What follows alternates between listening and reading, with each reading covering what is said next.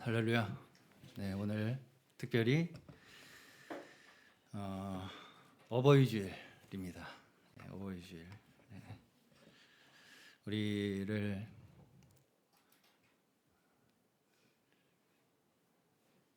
생명을 허락하신 먼저는 하나님 아버지께 감사드리고, 또한 우리의 살아있음이 다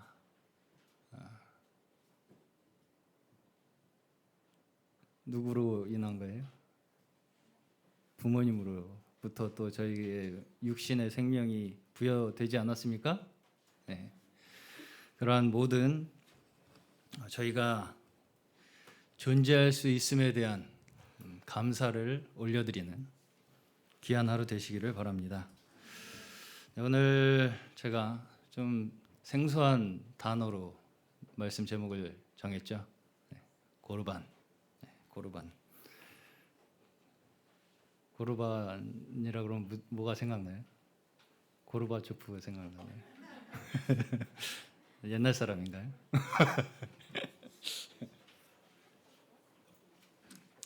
자, 오늘 고르반이 뭔지 한번 함께 생각해 보겠습니다. 자, 오늘 성경 말씀 읽었죠? 우리 지한 학생. 오늘 성경 말씀 읽었죠? 여기 같이 우리 목사님이랑 같이 읽었잖아요. 그렇죠? 잘 읽었어요. 무슨 내용인지 알았어요? 잘 몰랐어요. 누가 나왔어요? 거기 얘기에?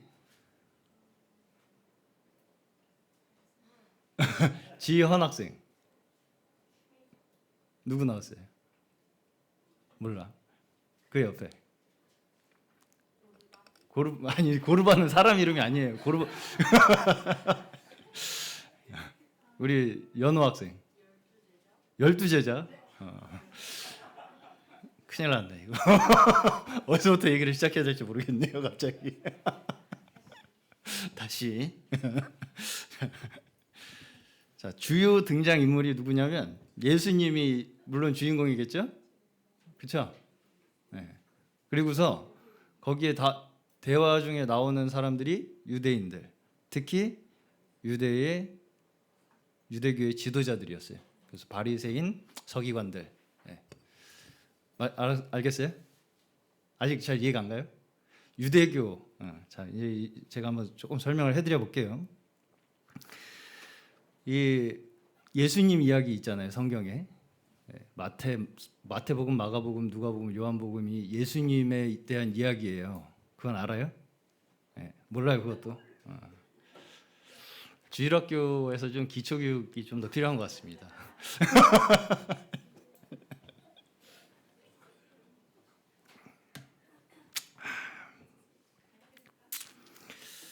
알았는데 까먹었겠죠. 네, 그렇죠. 당연히 그렇겠죠. 네.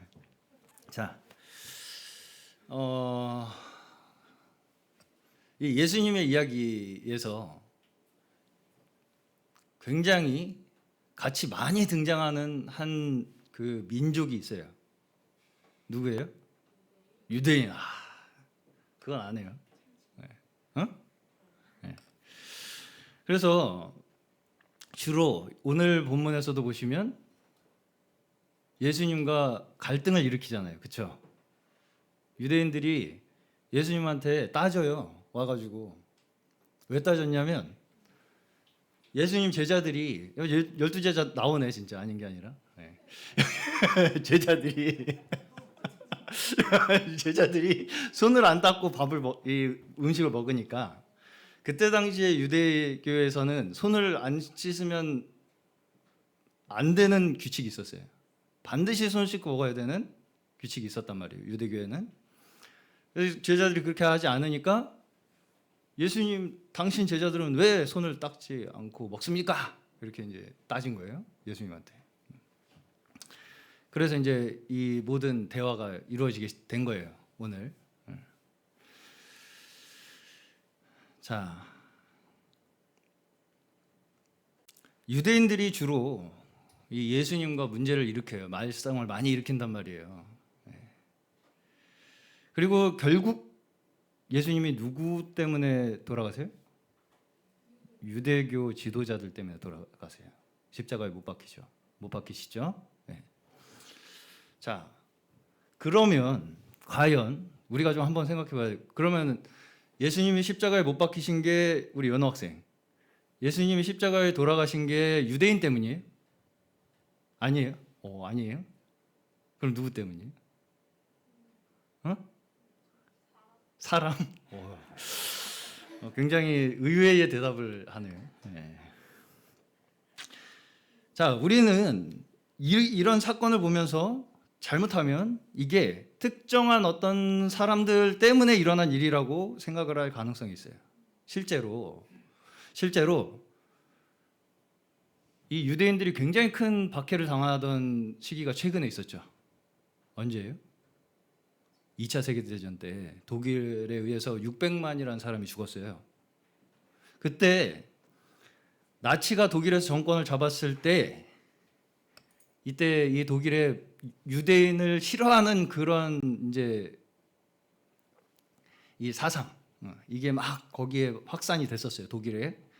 그 중에 한 가지 이유가 예수 그리스도를 죽인 유대인들을 몰아내야 된다라는 게 이유였어요. 네. 그게 이제 독일에서 이 유대인을 이렇게 말살해야 한다라고 하는 반대하는 이유 중에 하나였다는 거예요. 자 그렇다면 우리 연호 학생은 그 독일 사람들보다 훨씬 지금 앞선 생각을 하고 있는 거예요. 그러면 성경에 나온 유대인 지도자들의 모습이 단지 그들이 유대인이기 때문에, 유대 지도자이기 때문에 그런 모습을 보이는 것일까요? 이걸 한번 생각해 봐야 된다는 것이죠. 자, 그렇다면 복음서에 나온 유대 지도자들과의 대화들은 단순히 유대교가 뭔가 잘못되었다, 이걸 지적하기 위해서 이렇게 예수님이 지적하고 계신 것일까요? 니네들 왜 이렇게 손 씻는 거 가지고 이렇게 까탈스럽게 울어? 이걸 지적하시기 위한 것일까요? 아니겠죠. 네. 자, 그렇다면 우리가 그 말씀을 통해서 얻을 만한, 만약에 단지 그냥 유대교의 어떤 잘못된 걸 지적하기 위한 거라면 우리랑은 별 상관이 없습니다. 우리는 유대교가 아니기 때문에. 그렇죠? 우리는 뭐 손 씻어야 된다 이런 규례가 없습니다. 우리한테는. 네. 자, 예수님은 그러면 어떤 민족으로 태어나셨어요? 우리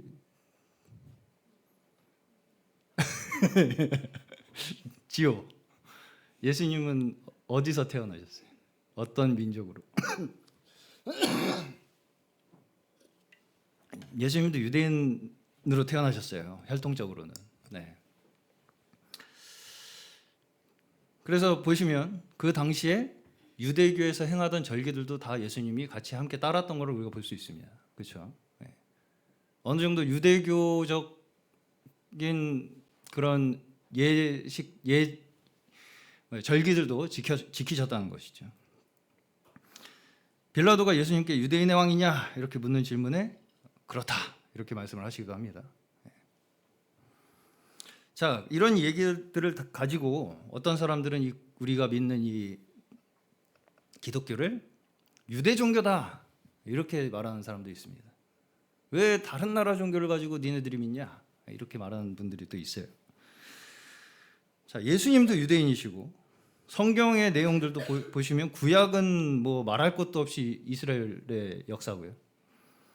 신약에서 활동하는 사도들도 대부분 다 유대인이었습니다. 그렇죠? 자, 그러면 우리가 이 유대인이라는 민족이 주인공으로 되어 있는 이 성경을 우리 그럼 유대인이 아닌 우리들은 어떤 관점에서 봐야 할 것이냐, 이게 이제 하나의 우리가 생각해 봐야 할 문제예요. 갈라디아서 3장 28절에 보시면 유대 사람도 그리스 사람도 없으며 종도 자유인도 없으며 남자와 여자가 없습니다. 여러분 모두가 그리스도 예수 안에서 하나이기 때문입니다. 골로새서 3장 11절을 보시면 거기에는 그리스인과 유대인도 할례 받은 자와 할례 받지 않은 자도, 야만인도 수구디아인도 종도 자유인도 없습니다. 오직 그리스도만이 모든 것이며 모든 것 안에 계십니다. 자, 우리 성경에서 보시면 사도들은 분명하게 유대인이나 어떤 그 다른 그 기타의 민족들의 구분이 없다고 말씀을 하세요. 그렇게 가르치죠. 저희한테 분명히 민족적 차이, 신분적 차이, 종도 자유인도 없다. 신분적 차이도 없고 남자나 여자도 없다. 심지어 성별도 없다는 것입니다. 그런 것들이, 그런 조건들이 우리가 하나가 되는 어떤 하나의 조건이 될 수 없다고 이렇게 우리에게 가르치신다는 거예요. 자, 그럼 우리가 하나 될 수 있는 유일한 조건이 뭐예요? 뭐예요? 연호 학생. 오늘 우리 이진호 형님께서 안 오셔가지고 오직 우리가 하나가 되는 조건은 예수님뿐이에요. 네. 자, 근데 또 다른 구절을 하나 보겠습니다. 로마서 1장입니다. 이 구절은 제가 개역 개정으로 한번 보겠습니다. 16절을 보시면 이 복음은 먼저는 유대인에게요, 그리고 헬라인에게라, 이렇게 말씀하시는 구절이 있어요. 또 이 구절을 보면 뭔가 복음이 전해지는 순서에 유대인과 헬라인이라는 구분이 있는 것 같이 느껴지는 그런 느낌이 있죠. 어디에서는 유대인이나 헬라인이나 구별이 없다고 말씀하시고 또 다른 곳에서는 유대인과 헬라인의 구분이 있는 것처럼 그렇게 느껴지는 그런 말씀이 있기도 합니다. 자, 우리는 이걸 어떻게 이해해야 할까? 이것이 이제 또한 우리가 생각해 봐야 될 문제라는 것이죠. 자, 유대인이 가지고 있는 특징이 뭐예요? 유대인이 가지고 있는 특징. 자, 가장 큰 중요한 특징이라면 바로 하나님께서 직접 그들을 불러내셔서 하나님의 말씀을 주시고 하나님께서 주신 땅에서 세워진 나라의 백성이라는 아주 어마어마한 엄청난 특징을 가지고 있습니다. 그렇죠? 네. 자, 그럼에도 불구하고 이스라엘 백성들은 어땠습니까? 하나님께서 그렇게 약속하신 땅을 분배받고 그렇게 했으면 잘 살아야 되는데 잘 살았습니까? 잘 살지 못했어요. 계속해서 하나님의 말씀에 따라서 나라를 이루지 못하고 하나님의 뜻과 어긋난 행동을 계속하게 돼요. 이스라엘 백성들이. 그래서 하나님께서는 어떻게 하시냐? 이스라엘 백성들한테 경고를 해요. 계속 경고장을 날려요. 니네 계속 그렇게 해봐. 응? 어떻게 되는지 니네 두고 봐. 그렇게 하면 너희 망해. 벌 받을 거야. 이렇게 하나님을 거역하고 말씀에 불순종하고 우상 숭배를 계속 그렇게 하게 되면 너희는 징계를 당할 것이다 라는 말씀을 선지자를 계속 보냄으로써 이스라엘 백성들에게 예언을 하신단 말이에요. 그리고 실제로 그 일이 일어났어요. 정말로 예언대로 이스라엘이 망했어요. 막 주변의 강한 나라에 잡혀갔어요. 이스라엘 백성들이. 자, 그 전까지는 몰랐겠죠, 이 사람들이. 진짜 그렇게 될 줄. 그러니까 그냥 그렇게 산 거예요. 그런 경고를 귀등으로도 안 듣고. 그러다가 이제 그렇게 진짜 그 말대로 되자 이 사람들이 그때서야 뭘 생각하기 시작했겠어요? 그 경고가 생각나기 시작한 거예요. 그때서야. 왜 우리가 이렇게 됐지? 왜 우리가 나라를 잃었지? 왜 우리가 포로가 이렇게 다른 나라의 포로가 되었지? 노예 생활을 하게 되었지? 라고 하는 이 이유를 돌아보게 되면서 거기에서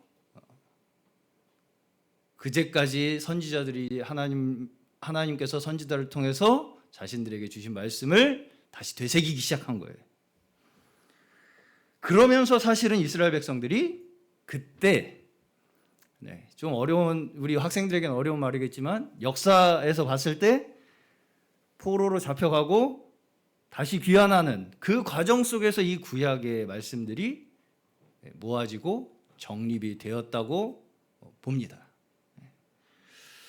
그래서 사실은 이 구약의 말씀들이 모두 이렇게 체계적으로 정리된 시기가 예수님이 오시기 전에 한 400년에서 500년 그 사이에 이 구약 성경이 지금의 우리가 보는 성경으로 정립이 되었다고 보는 거예요. 자, 그래서 사실은 우리가 여기 지금 복음서에서 보는 유대교라는 거 있죠. 이 유대교라는 것이 그때부터 사실 생겨나기 시작한 거예요. 그래서 사실은 그 전에 구약에 있었던 이스라엘 백성들의 삶과 지금 복음서에 나오는 유대교, 유대인들의 그 삶은 그들의 모습은 사실은 굉장히 많이 다르다는 것이죠. 자, 이런 과정들을 통해서 구약 성경이 정리된 것은 사실이죠. 그럼에도 불구하고 지금 이스라엘 백성들이 유대인들이 이제 유대인들 이 유대인들이 하나님의 말씀을 가지고 제대로 적용하고 있습니까? 아니죠. 여전히 뭘 위해서 적용하고 있어요? 우리 민족. 그 더 좁게 얘기하면 나 자신을 위해서 적용하고 있는 거죠. 자, 나라가 회복될 것이라는 예언들이 있어요. 선지서에, 선지자들의 예언에 구원자가 나타날 것이라는 예언도 있고요. 그래서 이스라엘에 다시 한번 강력한 지도자가 나타나서 우리 민족을 구원해 줄 것이다. 이런 예언들을 철석같이 믿고 있었어요.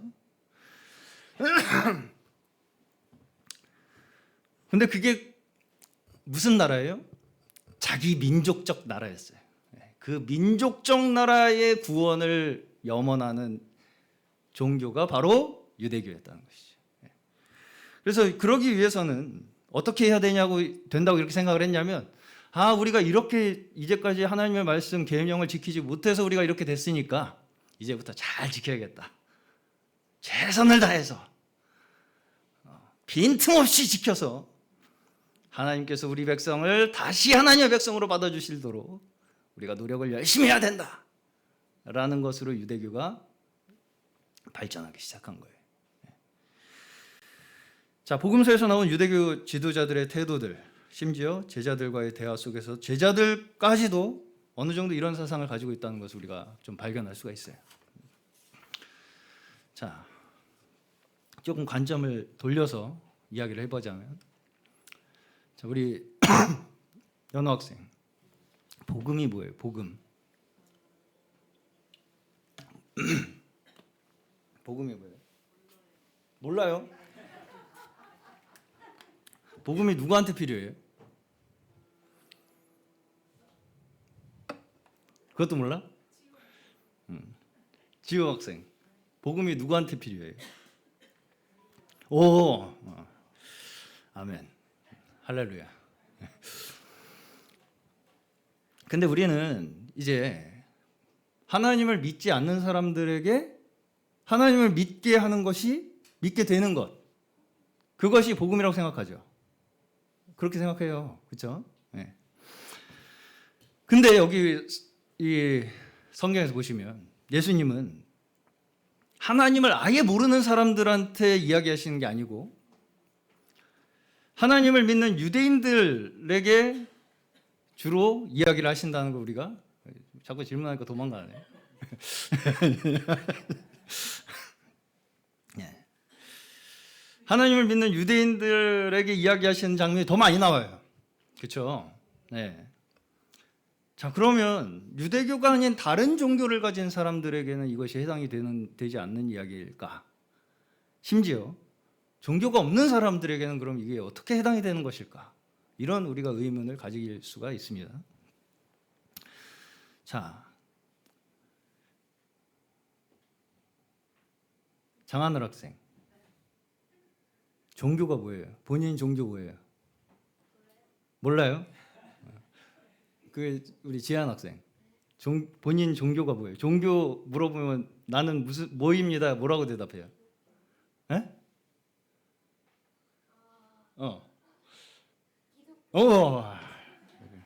아, 그렇게 대답해요? 우리 지원 학생 기독교라고 대답해요. 자, 우리가 흔히 이런 말을 이제 듣게 되는 때가 있는데, 저도 최근에 친구한테서 그런 얘기를 들었는데, 이제 제가 이제 가끔 친구들하고 연락을 하는데,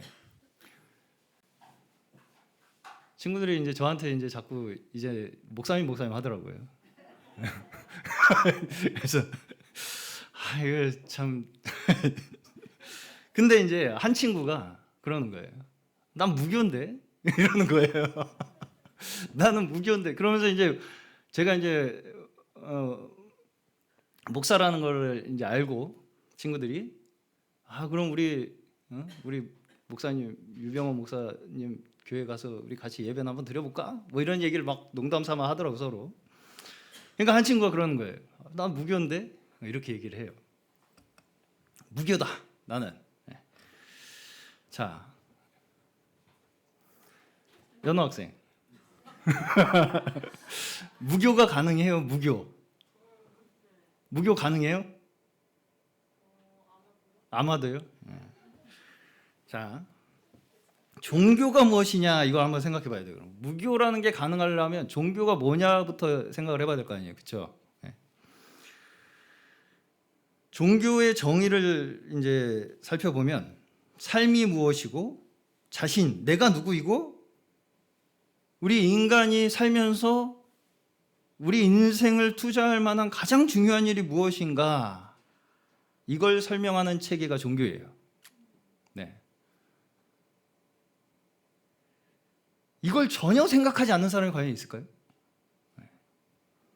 구체적으로 내가 생각해 본 적이 없다 하더라도, 자, 연호 학생, 제일 하루 중에서 많이 하는 게 뭐예요? 잠, 그 다음에 핸드폰 게임? 아니야? 그거 아니야? 뭐예요 그럼? 공부? 몰라? 노는 거? 내가 지금 가장 나에게 중요하다고 생각하는 그것, 내 스스로 나의 삶을 만족하기 위해서 시간을 보내는 그거, 내가 살아가는데 내가 목적이라고 생각하는 그거, 의미라고 생각하는 그거, 그게 종교입니다. 네. 그게 종교란 얘기예요. 내가 만약에 게임에 시간을 많이 보낸다, 혹은 나는 옷을 사고 명품을 사는 게 나를 아주 가치 있게 만들어준다고 생각한다, 혹은 나는 술을 먹어야 내 인생이 풍요로워지고 행복해지고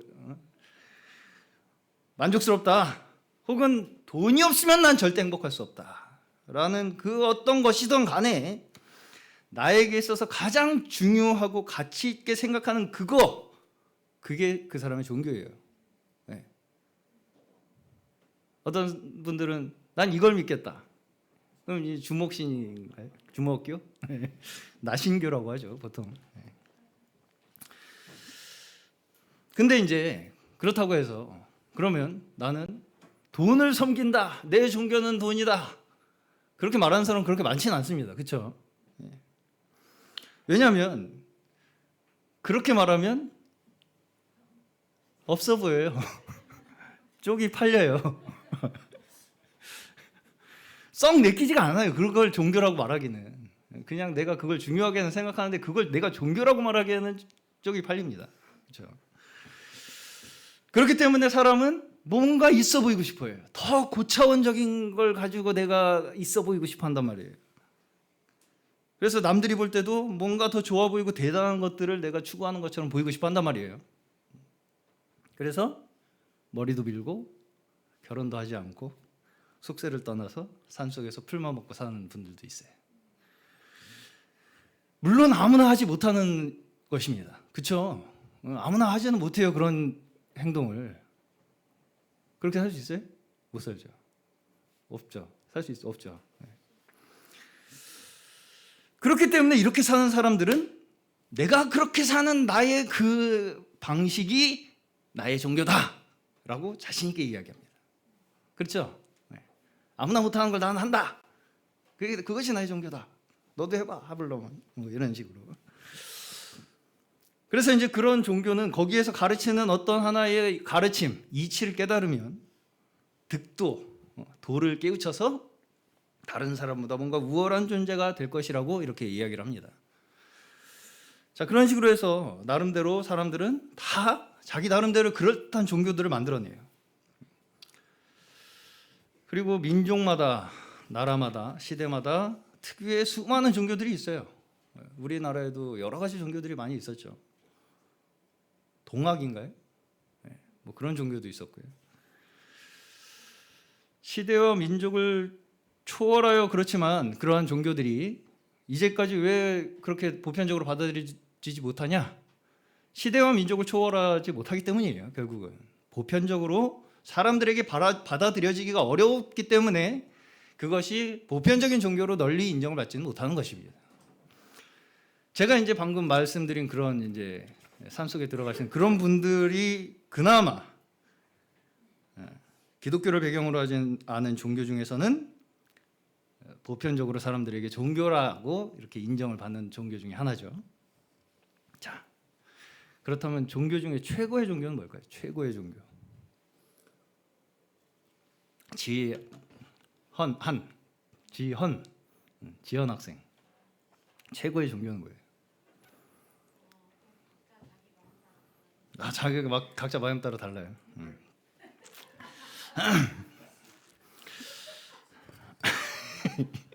자, 한번 더 조금 얘기를 해보겠습니다. 성경이란 책은 한 사람이 쓸 수 있을까요, 없을까요? 없죠. 성경이 얼마나 긴 기간 동안 쓰여졌냐면 1600년이라는 기간 동안 쓰여졌어요. 약 40여 명의 저자에 의해서. 그러다 보니까 성경은 그 긴 시간 동안 수많은 사람들을 통해서 뭐가 증명됐겠어요? 시대와 민족을 초월해서 세상을 설명하고 사람을 설명하는 책이라는 것이 증명된 거예요. 그렇죠? 그렇기 때문에 참 이 성경만큼 말도 많고 탈도 많은 책이 없어요. 지금도 성경을 가지고 그렇게 자기들 마음대로 데쳐먹고 구워먹고 끓여먹고 해가지고 온갖 이단이 생기지 않습니까? 그렇죠?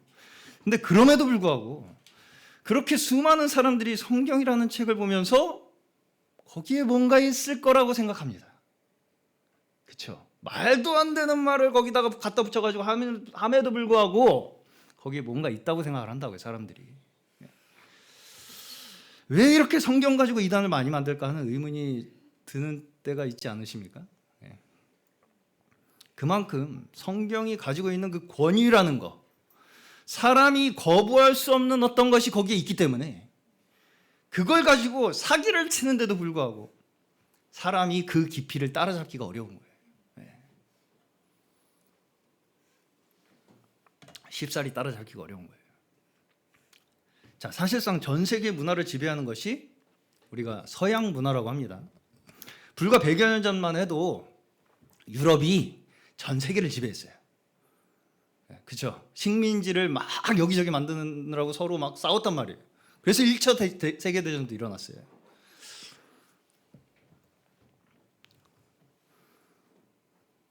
그래서 서양 문명이 거의 전 세계에 이렇게 전파되게 된 거예요. 근데 그 서양의 역사와 완전히 같이 함께하는 역사가 뭐냐면 기독교 역사예요. 기독교 역사예요. 자, 물론 서양의 역사 자체가 기독교의 뭐 복음이다 이렇게 말할 수는 없겠지만 그럼에도 불구하고 그만큼 이 성경이라고 하는 말씀은 사람들에게 너무나 강력한 영향력을 끼치기 때문에 그만큼 보편적인 가치를 담고 있기 때문에 성경이 모든 사람이 그렇다고 할 만한 보편적인 이야기를 성경에서 하고 있기 때문에 어떤 식으로든 인류의 역사에 깊숙하게 관여하고 있는 거예요. 자, 그 중에서도 가장 성경에 근접한 종교가 뭘까요? 유대교예요. 그 중에서도 제가 가끔 유튜브에 지금도 랍비들, 유대교 랍비들의 강의가 올라와요. 저는 가끔 봅니다. 그걸 주로 구약을 설명하죠.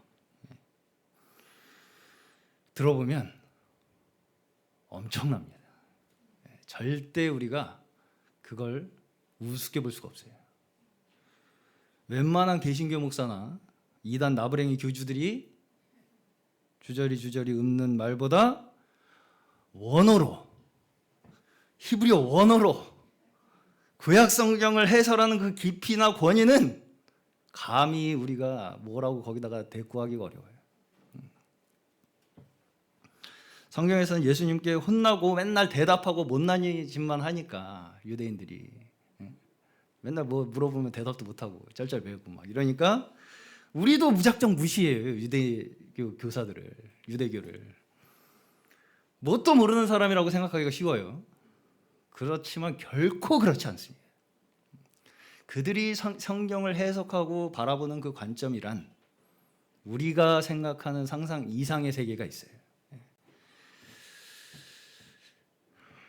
그렇기 때문에 더더욱이나 예수님께서 그들의 문제점을 날카롭게 지적하고 도려내시는 것이 누구이기 때문에 가능해요? 예수님이기 때문에 가능한 거예요. 우리는 절대 할 수 없는 일입니다. 이거는.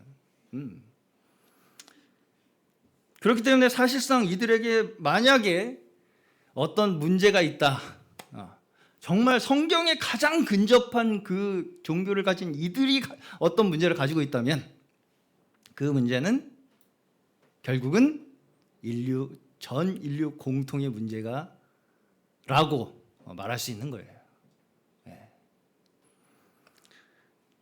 다시 말해서 하나님의 말씀을 받은 민족이 그 말씀을 가지고 만든 종교이기 때문에 이건 그 역사상 어떤 그 종교보다 가장 강력한 설득력을 가진 종교가 되는 것입니다. 유대교가. 그렇기 때문에 유대교만큼 인간의 종교성을 가장 고차원적으로 하나님의 말씀에 가장 근접하는 수준으로 접근하는 종교가 없다는 거예요. 유대교만큼. 자, 한마디로 우리가 유대교를 알면 뭘 알 수 있어요? 사람의 종교성을 알 수 있는 거예요.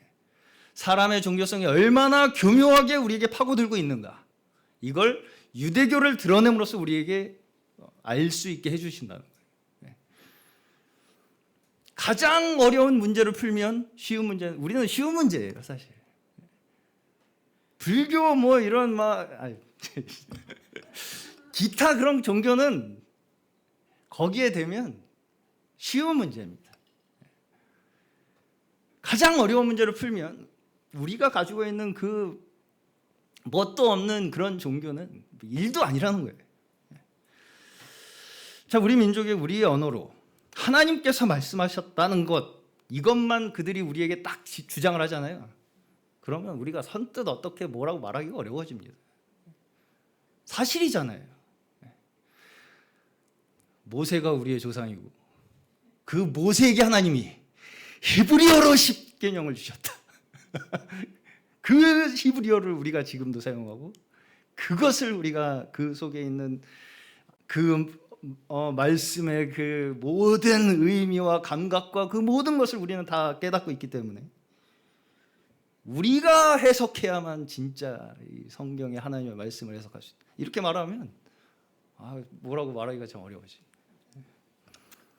자, 오늘 본문에서도 바리새인들과 서기관들이 내세우고 있는 것도 뭐예요? 하나님의 말씀이에요. 다른 말이 아니에요. 하나님의 말씀을 열심히 지켜서 하나님의 백성으로서 인정받겠다는 것입니다. 죄송합니다. 자, 열심히 하나님의 말씀을 지키는 게 문제예요? 문제가 아니에요? 문제 아니에요? 자, 이렇게 열심히 하나님의 말씀을 지키는 유대인 지도자들에게 예수님께서 뭐라고 말씀하시냐면 이 백성이 입술로는 나를 공경하는데 마음은 내게서 멀리 떠나 있다고 말씀하세요. 그들은 사람의 훈계로 교리를 가르치고 나를 헛되이 예비한다. 너희는 하나님의 계명을 버리고 사람의 전통을 지키고 있다. 너희는 너희의 전통을 지키려고 하나님의 계명을 잘도 버리는구나. 모세의 계명에서 내 아버지 어머니를 공경하여라. 아버지나 어머니를 욕하는 자는 반드시 죽을 것이다. 이렇게 이야기를 말씀을 하는데, 그런데 이 사람들은 뭐라고 이야기를 하냐면 내게서 받으실 것이 고르반 되었습니다 하고 말만 하면 그만이라고 이야기를 한다는 거예요. 자, 여기서 고르반이 나오죠. 고르반이 뭐냐면 하나님께 내 재산, 내 물질을 거룩하게 구별해서 바치겠다는 얘기예요. 그 선포예요. 선언. 네. 그러니까 말하자면 다시 물릴 수 없도록, 그 서원이 다시 물려줄 수 없도록 사람들 앞에서 선포하는, 말하자면 그 하나님께 내가 거룩하게 바치겠다고 하는 그 하나님의 계명을 더 열심히 지키기 위해서 만든 계명이 이 고르반이라는 거예요. 고르반 하면 내가 이제 그 고르반을 선포한 내가 가진 재물은 사적으로 사용될 수 없어요. 그게 딱 묶여요. 하나님 것으로. 그게 고르반입니다.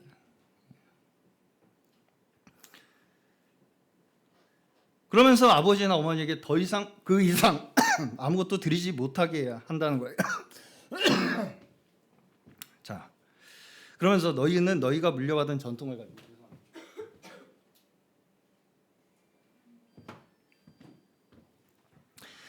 하나님의 말씀을 헛되게 하며 또 이와 같은 일을 많이 한다, 이렇게 말씀을 하시죠. 자, 여기서 부모님을 공경하라. 오늘 무슨 주일이에요?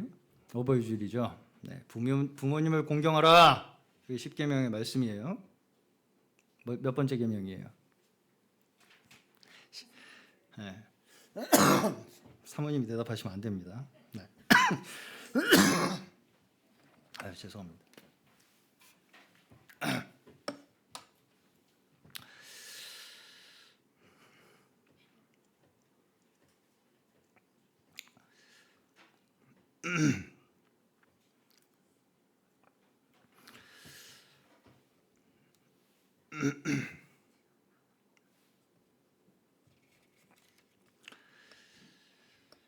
유대인들이 고르반이라고 선언한 물건이나 재산에 대해서는 다른 목적으로 사용될 수 없도록 하는 규례가 이 고르반이라고 말씀드렸죠. 더욱 율법을 충실하게 지키고자 만들어진 규례였어요. 근데 문제가 뭡니까? 문제가 뭐예요? 지금 그걸 적용하는 뭐가 문제라고요? 마음이 문제라는 거예요. 그러니까 입술로는 적용을 하는 것처럼 말을 하는데 마음은 적용하고 있지 않다. 고르반이라고 하는 그 용어 자체는 하나님을 위한 용어입니다. 그게 나쁜 말이 아니에요. 네. 하나님께 나는 이걸 하나님 것으로 바치겠습니다. 거룩하게 구별하겠습니다라고 하는 선포예요. 선언. 근데 그걸 적용하는 그들의 마음이 하나님을 위한 것이 아니고 누굴 위해요? 나를 위하고 있다는 거예요. 마음이 멀다는 말씀의 의미는 그냥 뭐 좀 이렇게 떨어져 있다는 의미가 아니라 아예 상관이 없다는 얘기입니다. 하나님과 상관이 없다는 얘기예요.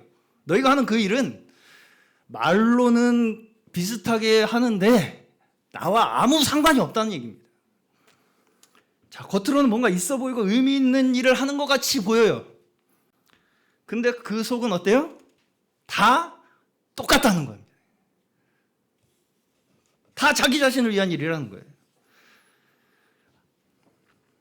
아무리 그걸 그럴듯한 이유로 거기다 갖다 붙여도 하나님과 하등의 관계가 없다는 얘기입니다.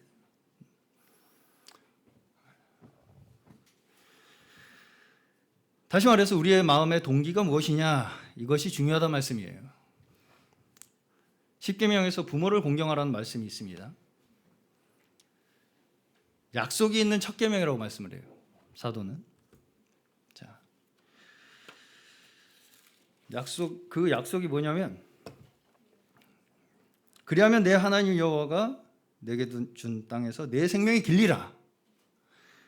내 부모를 공경하면 내 생명이 길리라. 이것이 약속이에요. 자, 우리가 부모를 공경하는 일이 쉽고 당연하게 생각한다면 이걸 십계명으로 약속까지 하시면서 계명으로 우리에게 주시겠습니까? 사람은 누구나 할 것 없이 부모로부터 태어나죠. 그런데 어떠냐면 우리는 꼭 내가 태어나고 싶어서 태어난 것처럼 살아요.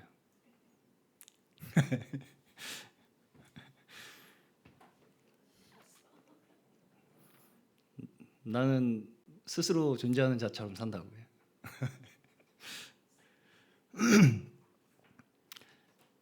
진짜 현실은 뭐예요? 진짜 현실은 뭐예요? 부모가 없으면 나도 없어요. 그렇죠? 이게 우리의 현실입니다. 좋건 싫건 심집사님이 좋은 아빠건 별로 마음에 안 들건 심재철 집사님이 있기 때문에 우리 연우 학생과 지호 학생이 존재하는 거예요. 맞아요? 맞아요? 맞대요.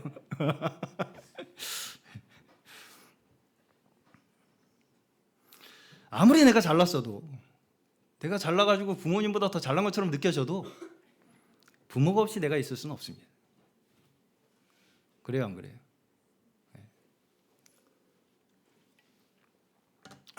자, 하나님께서 사람을 창조하시고 온 땅에 충만하게 하신 그 원리가 뭐예요? 부모로부터 사람을 출생시키는 거예요. 그게 창조의 원리예요. 한 사람을 통해서 모든 인류가 태어나게 하셨어요. 심지어 남자와 여자조차도 따로따로 만드신 게 아니라 남자를 통해서 여자를 만드시죠. 이것이 하나님의 창조의 질서입니다. 이 질서가 하나님께서 뜻하신 경륜이에요. 부모를 어떻게 대하느냐가 결국은 무엇을 이야기하겠습니까? 나의 존재에 대한 감사를 이야기하는 거예요. 내 존재에 대해서 근본적으로 내가 감사하고 있느냐, 이걸 나타내는 것이 부모에 대한 태도라고요. 그리고 진정 하나님을 공경하고 하나님께 영광 돌리는 사람이라면 부모의 태도 또한 그럴 수밖에 없다는 걸 이야기하는 것입니다. 그게 따로따로 작동할 수 없다는 거예요. 하나님 따로, 부모 따로. 자, 저번 주에는 제가 어린아이를 영접하는 것이고 주님을 영접하는 것이라는 말씀을 드렸었습니다. 자, 그것 또한 사실은 마찬가지 말씀을 하는 거예요. 제가 뭐라고 말씀드렸냐면 지금 당장에 나에게 이득이 되지 않을 것 같은 사람, 그 사람을 내가 어떻게 대하는가가 곧 누구를 대하는 거라고요? 주님을 대하는 거라고요.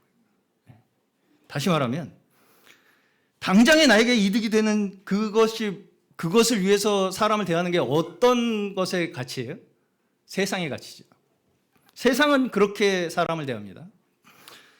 그런 사람이 과연 하나님께 관심을 가질 수 있을까요?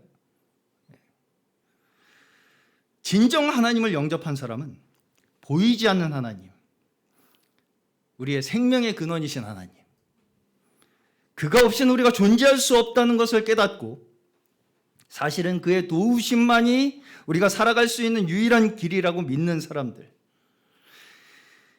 이 사람은 사람에 대해서 똑같을 수밖에 없다는 거예요. 사람에 대해서도 똑같을 수밖에 없다. 그러니까 사람을 어떻게 대하는가를 보면 네가 하나님을 어떻게 생각하는지, 주님을 어떻게 대하는지를 알 수 있다는 것입니다. 그것이 너의 가치관을 나타내는 것이다.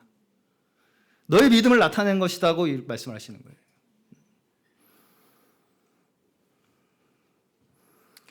선한 사마리아 비유도 마찬가지입니다.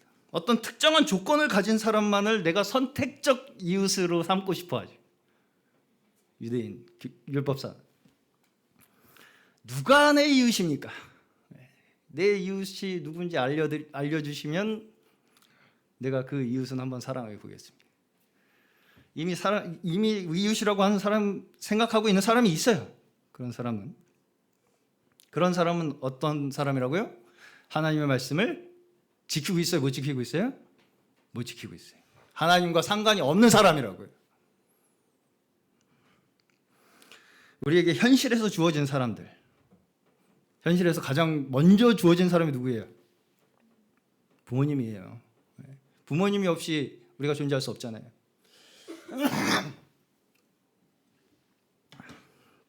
그 관계들 속에서 바로 나의 하나님에 대한 신앙이 드러나는 거예요. 내 신앙이, 내 믿음이 증거되는 것입니다. 그 관계 속에서. 그런 관계들을 하찮게 여기고, 이단에 빠지면 다 하찮게 여기죠. 그렇게 가르치는데 이단이니까 가면 안 돼요. 알겠어요? 부모 다 필요 없어! 이렇게 하는데 가면 안 된다는 거예요. 알겠어요? 그렇게 행동한다면 아무리 하나님을 앞세운 이유를 댄다, 그럴듯한 이유를 댄다 할지라도 그건 하나님과 관계가 있다 없다? 없다. 멀리 떠난 일이다. 지금 우리와 함께하는 가장 가까운 가족들, 친척, 친구, 이웃, 그 대상이 어떤 사람이냐에 상관없이 나의 도움을 필요로 하는 그 사람이 나의 이웃이에요.